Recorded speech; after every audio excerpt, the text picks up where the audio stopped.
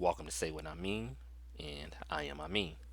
I want to discuss Congress passing the first relief package related to the coronavirus and the administration signing it. But before I do that, I just want to thank everybody for tuning in. And I definitely feel for everybody that COVID 19 or the coronavirus, whatever you want to call it, have affected. Me personally, I haven't been impacted too much by it. Um, Me and my wife, we don't have kids, so we didn't have to worry about family care, daycares being closed, or schools being closed. I've been able to work from home. Thankfully, at least this past week, I think I should have been able to work from home before that, but that's a different story. Um, so I had supplies, I had paper towels, hand sanitizer already. Thankfully, we had cleaning supplies. We have enough food. So for us, we've been able to maintain, thankfully. It just been little inconveniences because I go to the gym a lot, not being able to go to the gym, but that's not serious at all. For some people, this pandemic has turned their lives upside down, especially if you have children, school being out, and if you can't work from home. It is, I mean, it is a very stressful time for a lot of people. And just the stress, I know some people are stressing out, just, thinking that they in risk of getting the virus. And that's something I want to talk about too, because initially people wasn't taking this virus seriously enough. Some people was over panic, I think.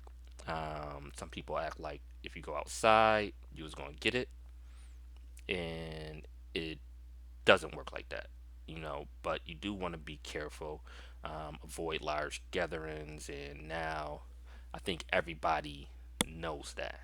You don't want to be outside unless you have to, and thankfully people starting to get that word. It's a little inconvenient, but your safety is much more important than little luxuries. So, in the future, after this pass, hopefully, this put people in the mindset of, as my man Loaded Lux always say, I stay ready. That way, I don't have to get ready.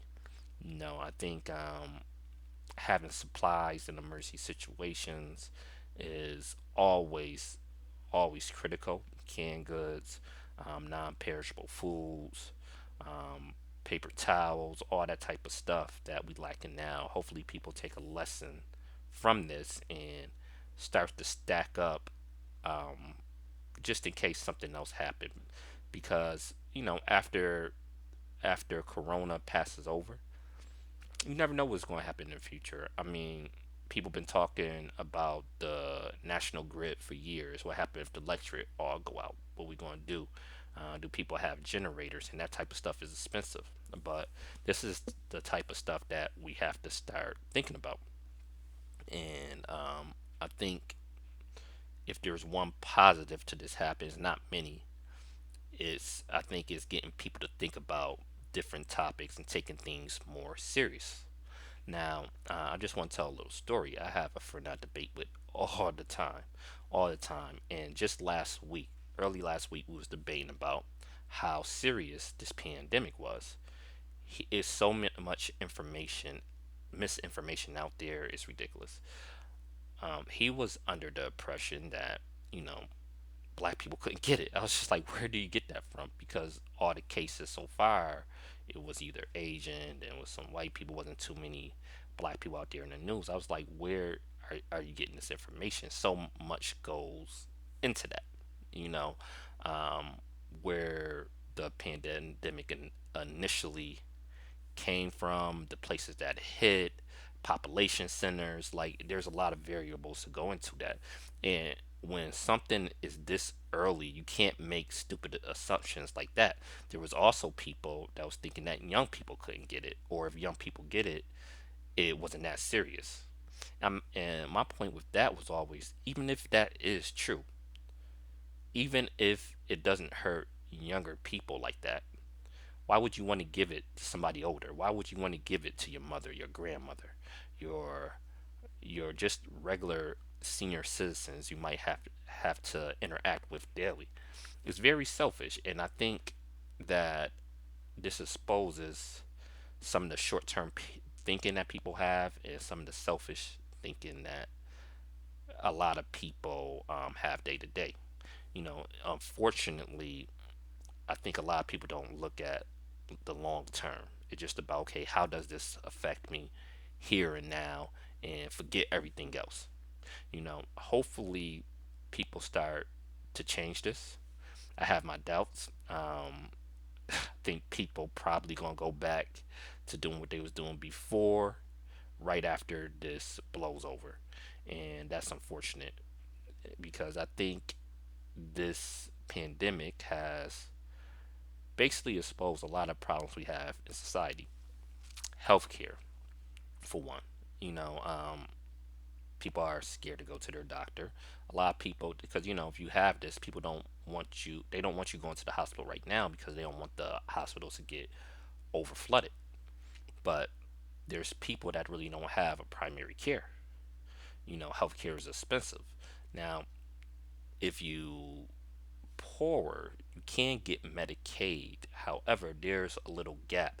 There's people that don't qualify for Medicaid, but really can't afford health insurance, especially if you go to the marketplace, which some of the marketplace insurance is about $700. I mean, it is ridiculous, and I hope I hope this get people thinking differently and actually get serious about addressing some of these major issues. Yes, Congress is passing an emergency package. They talking about stimulus and all that, but that's short term. Long term, there are emergencies that people are facing every day. People that have cancer, that's an emergency. Not having proper child care, that's an emergency for these families. And right now, they acting like everything is just because of Corona. No, a lot of these problems existed before Corona hit, but now it just impacting a lot more people. And thankfully, I think this is getting at least a segment of people thinking differently. Now, you have conservative Republicans talking about UBI, which is good. Which is good. Shout out to Andrew Yang. He deserved a massive amount of credit for this. He deserved a massive amount of credit for bringing UBI to the forefront. Even though I disagree with some of the specifics in his particular proposal, I agree overall that we need UBI, especially for situations like this. UBI don't cure everything. We still need to address healthcare and education and a host of other issues, but it proves that we need some type of emergency income coming in. So, yeah, let me get into the bill now. And I'm going to do that for the next video. I just want people to realize that we in a serious situation and start taking things serious in the beginning. And don't jump to conclusions. That's my main thing. Do not jump to conclusions. People love to act like they know all the facts when they don't know anything really. They take a bunch of anecdotal cases and just say, oh, that's universal. No, they don't include variables for the situations. Okay, this might skew this way, this might skew it that way. They just say, oh, this is universal. No, we got to stop doing that because it's dangerous. It's very dangerous. And the administration, right? The administration initially did a poor job with just the testing. Like, why I still don't understand to this day why they didn't ask the World Health Organization for help with the testing kits. They create their own testing kit within the CDC. They sent it out to different laboratories throughout the country, and some of them didn't work right, and that lost valuable time. That was over a month ago. I think they started that February 5th, so that lost critical time. Um, the Trump administration just initially didn't take it seriously enough, and regular citizens didn't take it seriously enough. We like whatever your political affiliation, when stuff like this hit, they don't care about that, you know.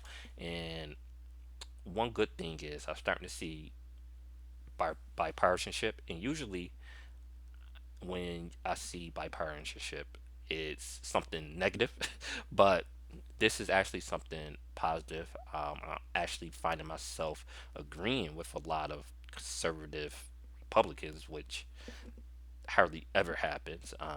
Mainly because a lot of them are proposing different sorts of UBI. And Democrats too. You got different proposals like from Maxine Waters, from Bernie Sanders, um, with $2,000 stimulus check to every American, every adult. But I get into that in another video. I'm going to drop a few of these Corona videos, so stay tuned for that. But but I just wanted to let everybody know that I feel for y'all. Take stuff seriously, and peace.